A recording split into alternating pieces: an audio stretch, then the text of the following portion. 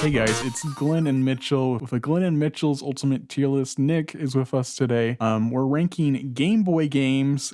We just couldn't find a good list, so we made our own here. We're gonna kick things off with Tetris down here on the original Game Boy.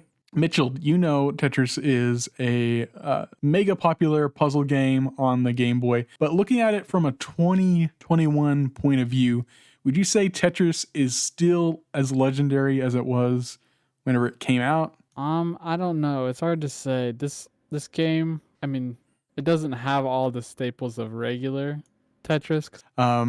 This Tetris game doesn't have holding. It doesn't have the 8 or so blocks that kind of like rotates. Like you always get like the same pattern, but like in a different order, you know? You'll always get like a random bunch. So some people actually prefer that. So some people, would go back to Game Boy Tetris for that. But I'm just going to put it in great, just because, it is what kicked off a whole generation puzzle games. But Yeah. but I think it'll just be great for today. Next, let's go to Super Mario Land, another flagship Game Boy title. Mitchell, I know you really like the music in this game, but I'm actually gonna put it in bad. Like, controversial. I know, but it just, as a Mario game, it's really short. It's really easy. It'll only hold your attention for like 20 minutes, and then that's it. Like, I mean, Are you telling me that the bouncing ball Super doesn't Ball. sell you? You're telling me the Super Ball doesn't sell you? The Super Ball is a cool power up, but no, I don't. No, I don't If need you're that. not happy with Super Ball, then I don't see how you're happy with life. Right. Next, we got Super Mario Land 2 and the 6 golden coins. So if you think the first one is bad, where do you think this one goes? I'm actually going to put this one in just okay. Slightly longer, maybe. Yeah, I mean, it's still pretty easy. It's also still pretty short, but this one felt like they were actually pulling from the Mario formula. Like it has all the Mario staples and it makes sense on a handheld, whereas this was just like a weird thing that kind of feels like it was forced to release alongside the Game Boy, Their first go at it. You can't blame them too badly. Yeah. Let's hop on over to The Legend of Zelda Link's Awakening. Many would say is one of the best Zelda handheld titles. Definitely a great one. I'm gonna put this as legendary. I'm kind of evening things out here. Yeah, I was about to say you're managing to put one in every category here. Yep, that's very rare to see. Yeah, I know that you do like that one. Yes, you are a fan. I am a fan of Link's Awakening. They did such an amazing job of creating a great A Link to the Past-esque game on the Game Boy. It's very original, very charming. I love it. Look up the Zelda tier list if you want to hear more thoughts on Link's Awakening. Okay. Let's jump on over to the Game & Watch Gallery games. So the Game & Watch Gallery series, we got 3 of them here. 1, 2, and 3. So this first one had 4 games. I believe it's Octopus, Oil, Manhole, and Fire.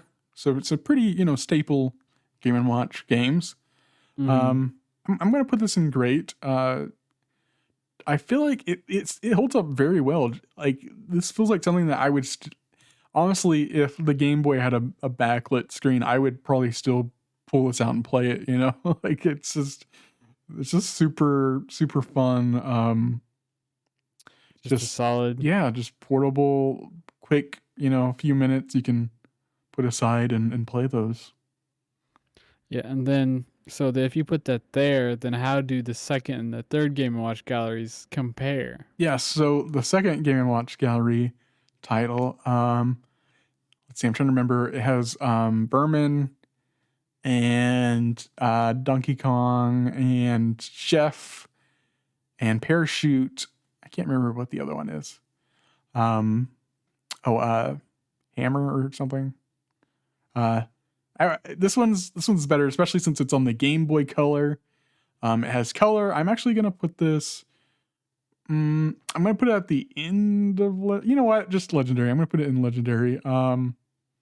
They did a great job with this follow up. It's you know Yeah. the ones here are not as iconic, but you know they packed in more, and I don't know. It's just overall you get more in the game, and it's Exactly. already of equal or greater quality, so Yeah. it bumps it up a tier. Yeah, we're gonna move away from the Game and Watch series for a moment. Let's talk about Kirby. So Kirby's Dream Land kind of is in that same realm as Super Mario Land. It's just too short. It's like 4 levels. It's a good start, but yeah, it's over like immediately. Right. It's crazy. Nick, did you ever play? Yeah, I did see that one. The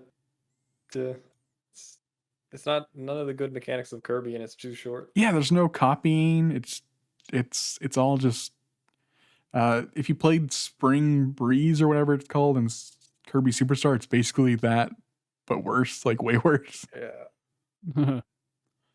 We have Kirby's Dream Land 2 here, which does have the more signature Kirby, you know, kind of staples. I'm just gonna put in just okay. Second one they learned. They did, but it still kind of fell flat. Even Dreamland 3 on the Super NES isn't that great. It's just you're playing it and it just feels like you're just going through the motions for a Kirby game, you know. Not much to it. Mhm. Yeah. Okay, let's go with Donkey Kong 94 next. This game I'm gonna put in legendary. Surprise, surprise. It's kind of just like the first like Mario versus Donkey Kong game, right? Yes, yeah, that was the sequel to this game. And I would put it up higher, but I'm not gonna bother moving all these around or whatever. So Is this a portable version of the arcade cabinet game? so that's the great thing is it tricks you into thinking that.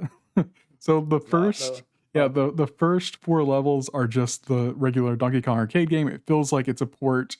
They basically advertise it as a port of that, but then the game continues. It keeps going on. They add more and more mechanics. It's a ton of levels. The game has a crazy amount of music for a Game Boy game. I did a whole playthrough of it on the channel. Check it out if you're interested. But yeah, it's great.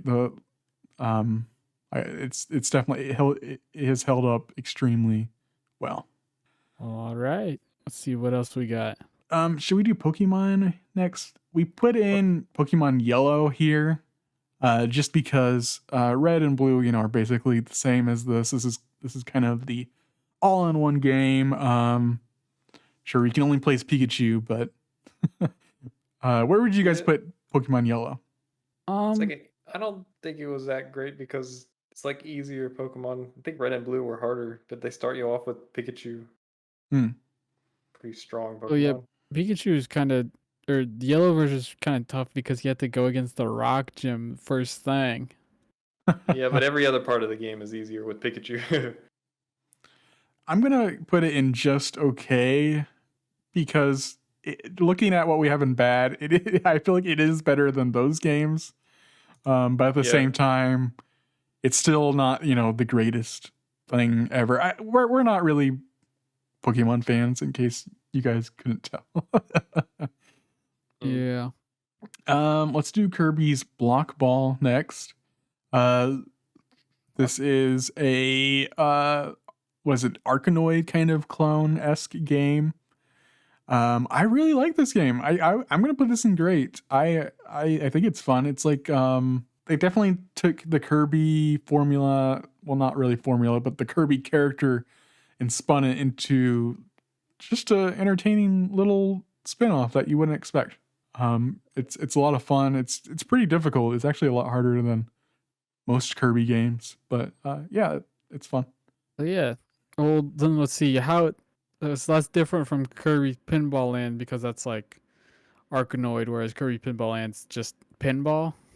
Right, yeah, Kirby's Pinball Land is, yeah, exactly right, just pinball. I mean, of course, it's Kirby themed, So if you're a Kirby fan, you're probably gonna enjoy it. But I'll put it in just okay, just because it really is just pinball on the Game Boy, and that's not very exciting. I was gonna say that just kind of sounds like it's bad. Yeah. So let's see. Let's jump into Wario Land next. So this is actually Super Mario Land 3, Wario Land. Yeah, make it confusing just for the fun of it. Confusing. That's a great way to say it. This is definitely the start of the Wario Land series. You can definitely tell playing it. I'm gonna put it in just okay because that's honestly that's the best way to describe it. It's not the greatest by any means, but it had to start somewhere. I do like all of Wario's different costumes. They're pretty funny. Got a bunch of goofy like animations and stuff. Right. Wario Land 2 definitely idea improved. I'm gonna put this Nice footing. Yeah, for sure. A bit. I'm actually gonna put this in legendary. They jumped up quite a bit with that one. I felt like personally, it just, I don't know. Whenever I was playing this on the virtual console on the 3DS, it just really clicked with me, and like I was hooked on that. I don't know why. It was a lot of fun. Well, that is a pretty interesting jump, though. Yeah, they spike it up, but then does 3 hold your interest, or does it kind of fall back off? So 3 is really strange in that I could definitely see why some people would prefer 2 and why some people would prefer 3, because 3 is almost like a Metroidvania-esque game. I wouldn't have expected that. Right. It's very strange. Like every level has like a daytime and a nighttime thing, and they're all kind of like connected together. It's really complex and like really weird, but it's still like for a Game Boy game, it's like that's pretty cool, So I'm gonna put them right next to each other. Some people like 2 more, some people like 3 more. Personally, I'm more of a Wario Land 2 guy, but they're still great. All right. Let's go with Balloon Kid. Balloon Kid. This is just like a balloon flight port. Just Balloon balloons, fight. Yeah. So yeah, this is. I feel like this game. Nobody ever talks about this game ever. This is Balloon Kid, which is essentially a sequel to Balloon Fight. It's what if we made Balloon Fight into a platforming game? It's pretty similar to remember Balloon Trip on Nintendo Land. Yeah, I was about to ask about. It's basically that, but with like full levels and bosses. Huh. And it's pretty good. I'm gonna like it, I don't know. It's like super simplistic. It definitely fits the Game Boy's style. Honestly, if I had to pinpoint exactly where to put it, I would put it maybe between great and just okay. But since we don't have an option, I'll just put it at the end of great, I guess. All right. Okay, so the Donkey Kong Land games. They we look actually kind of rough. Let's start with the first one. Mitchell, you said they look kind of rough. I would say they look very rough. It's very difficult to tell what you're looking at in these games, since they went with the pre-rendered look on the Game Boy, and it's like, what am I looking at? Like the Game Boy is is already so hard to go back to look at its screen, but like that is just like unplayable to me personally. Yeah, it's everything is just kind of a jumble. It's of black and white. Exactly, and they didn't improve over the years. It just kept getting worse, I would say. So they tried to get more and more detailed. So I'm also gonna put Donkey Kong Land 3 here. These are the only 2 that I've played. I never played the second one. I imagine it's just as bad. I do want to point out we have Donkey Kong Country here. They did try to just port Donkey Kong Country, the original Donkey Kong Country, to the Game Boy Color, and it basically looks just as bad. I was about to ask, well, if it's in color, that means it ended up better, right? I mean, it's just slightly better, but it still isn't great. A shame. Yeah, let's head back to the Game & Watch Gallery franchise of Game & Watch Gallery 3. Yeah, so you were holding off on this one. I was, yes. So this one has Greenhouse, Donkey Kong Jr., Mario Brothers, and a few others. But what makes this one the best Game & Watch Gallery for me is Mario Brothers. I love that Game & Watch game. It's the one where Mario and Luigi are on the sides of conveyor belts, putting like I think they're cakes or packages or whatever through the conveyor belt. That is just the most addicting Game & Watch game to me. And so that's personally, of these three, that's my favorite one. All right. Okay, let's see here. Let's move on to Kid Icarus.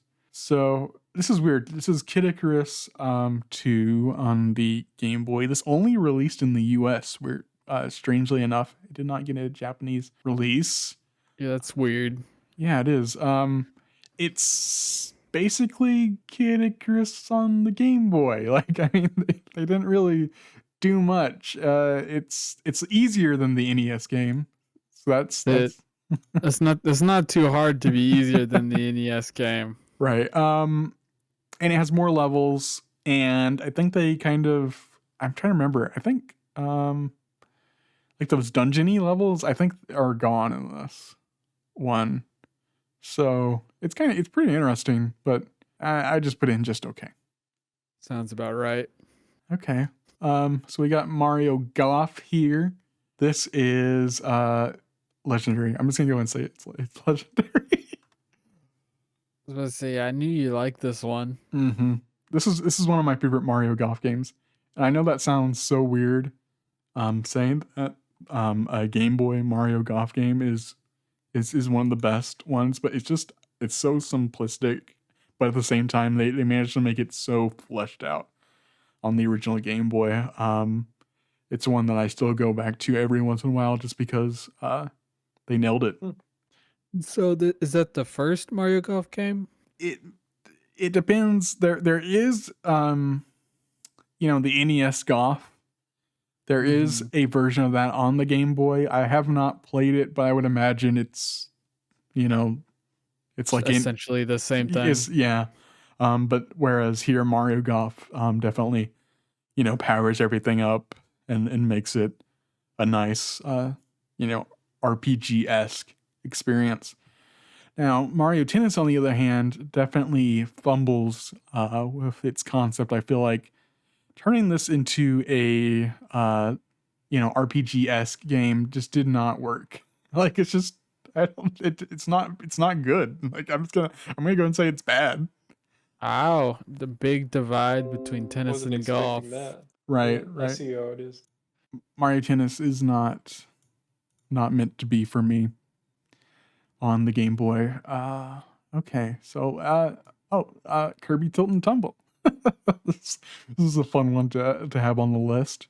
It's controlled using tilt controls. That's actually what it says on the front of the box art. It's tilt controls. And I'm using tilt controls. Exactly. Yes, that's where I was getting. This was a game I used to have, but I sold it. Oh, I regret selling it. But I remember liking it. It was fun. It came in it had like a pink cartridge too, didn't it? Like a pink see-through one. Yes. Yeah, I kind of vaguely remember that. Yeah, it was fun. The thing that I would say that doesn't make it quite legendary is that you made a tilt game for the original Game Boy. You can barely see the Game Boy screen, so you have to tilt it naturally in a direction towards a light, and then whenever you make a game about actually tilting the Game Boy, it just kind of all falls apart. So yeah, you already have to hold it at a really specific angle to just see what's going on. So yeah, the second you got to start wiggling it around, the harder it gets to see. So we got Oracle of Ages and Oracle of Seasons. I think Seasons is the red one. Oh, is it? Okay.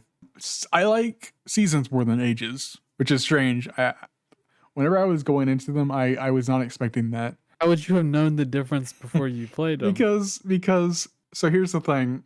Seasons, every level has 4 different variants. In Ages, there's only 2 different variants. And so I thought, okay, with Seasons, I was going to be super overwhelmed, but that wasn't the case. I actually had more trouble with Ages. So just, the mechanics of having everything connected to like 4 different types just ended up being easier for me personally. I don't know why. Nonetheless, I didn't really like either of them very well. Just didn't really hold a candle to Link's Awakening. These were made by Capcom, whatever. I didn't really like them. Well, you don't really like them, but one of them's great and one of them's okay. I'm just trying to show that one of them's better than the other. So Okay. Mario's Picross. Yep. This has some super memorable tunes. If you've ever played it, it's a great beginner's Picross game. I'm gonna put it, just in great. Picross is something that's addicting and fun to play, but it's not something you want to always, forever do. Yeah, it's pretty limiting in terms of varied gameplay. Right. Okay, so I need you guys to tell me about Metroid 2, The Return of Samus. Legendary, probably. Legendary, you think? Mitchell, what about you? All I know is that Nintendo doesn't want you playing fan games of this. Yeah. Yeah, they did remake it recently on the 3DS. And the 3DS remake is great, but this original, I'm just gonna say, is just okay. It's basically more of the NES Metroid game, and like the original Metroid isn't awesome by any means. So it's just kind of more of that. Next week, Mole Mania. Yeah, Mole Mania. People love Mole Mania. Some people, this is one of their favorite Game Boy games. It's all right. I'm not very good at these kind of puzzle games. It's like a combo type puzzle game, or I'm not sure what you mean by combo. Well, I just mean like, what kind of puzzle game is it? I guess I don't really know. Yeah, it's like it's a logic puzzle game where you're trying to get objects to certain points. You're a mole, so like slide puzzles. Kind of. You're a mole, so you can go under the level and on top of the level, and it has like all sorts of rules, depending on where you are. It's pretty complex. But yeah, some people really like it.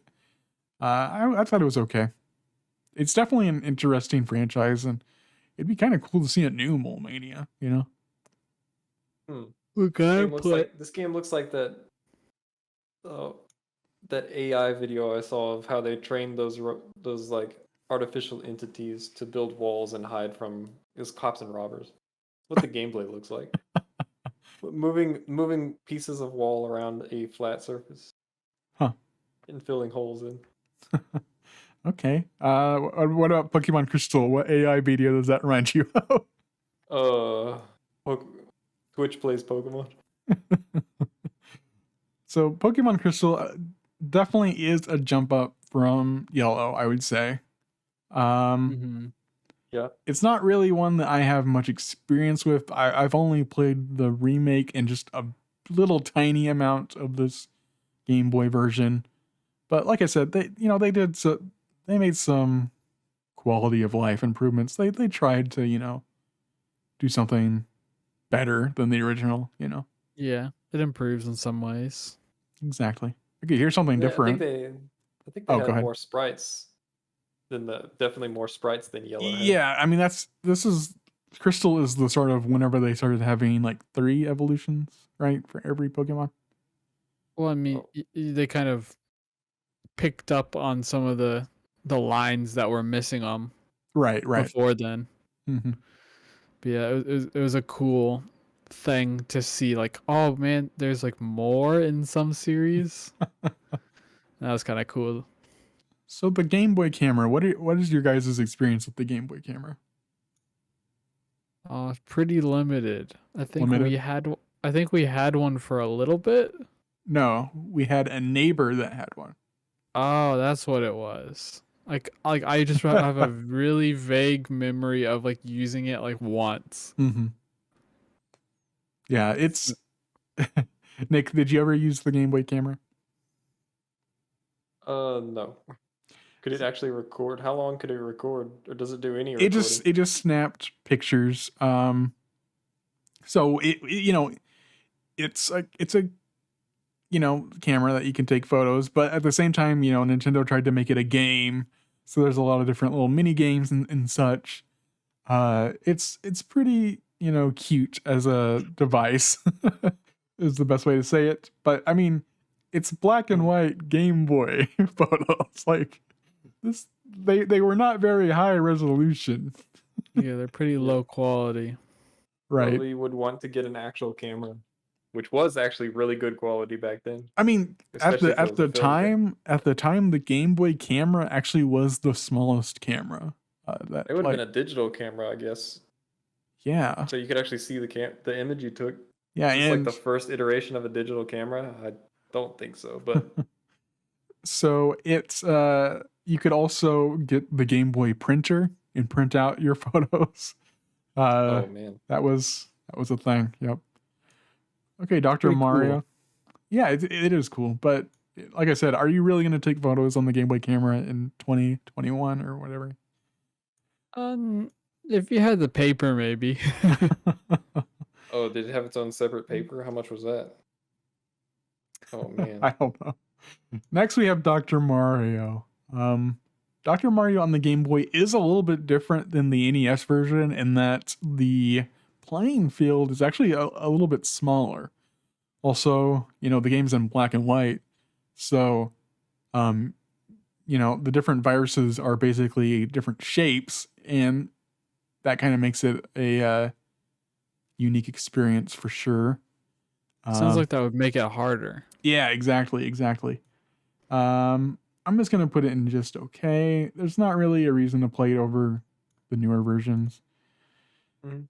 Super Mario Deluxe kind of started the Super Mario Advance line of games. This was a port of the original Super Mario Brothers on the Game Boy, obviously.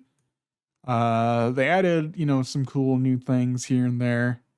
I'm just gonna put it in just okay. It doesn't really, like I said, not Doesn't really really scratch any itches that other games don't scratch better. Exactly. Yep. There's better ways to play Super Mario Brothers, in a handheld format nowadays. And then this is kind of weird. Mega Man 2. This was this was like the only like third party Game Boy game that I thought was worth putting on this list. Was there a Mega Man 1 port? Yes. Okay, so actually this is not a port of Mega Man 2. This is actually a unique game called Mega Man 2 on the Game Boy. It does reuse a lot of sprites from the NES Mega Man games. I'm gonna put it in bad just because it's really, really difficult. Like just play the NES games. Yeah, is it just like the kind of difficult where it's just not fun anymore? Exactly. Yep. Mm-hmm. Yeah, makes sense. Okay. Well, this is our Game Boy and Game Boy Color tier list. Let us know, if you guys agree or disagree with anything here, and I think we're gonna end it here. So thanks for watching, everybody. See you guys next time. See ya.